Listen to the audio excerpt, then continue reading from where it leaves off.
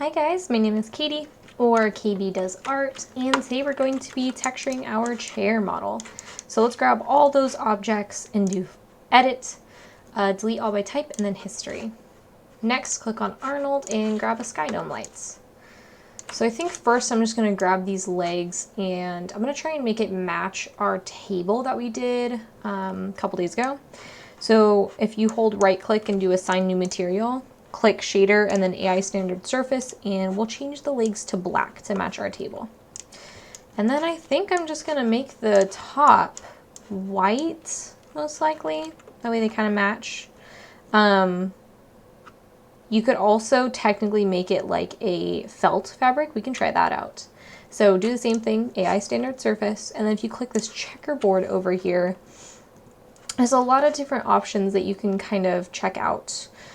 Just in terms of like, kind of like preset things that they give you. So you can kind of go through them and see, they all have a lot of different functions and when they're useful. So we can kind of play by ear on which one we want to try. I kind of think that we should stick with something like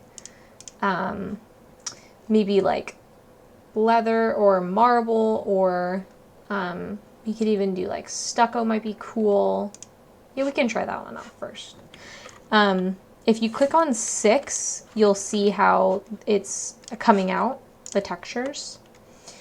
And then if you click 7, you'll see how it reacts to light. I think I want to try and like aim for grays, I think. Like a white with like cool gray kind of finishes maybe. Kind of cool. That way it matches our table, but it kind of looks like it's, you know, felt. If you click on Arnold and then render, you can see how that looks when it's fully kind of changed. So I think what I'm going to do next is I kind of want it to be a little bit more white. I'm going to change this, just be full on white. There we go. And then you can also change this. So if you want it to be like a little less noticeable, that there's a lot of textures in it. I kind of like it maybe like that. Kind of looks like a fun, like cool felt pattern. You can also edit a lot of this kind of stuff, so like metalness, you can like up to make the edges seem a bit more rigid if you want to make it look like it's like out of stone or something. Or diffusing the roughness is sometimes good to play with.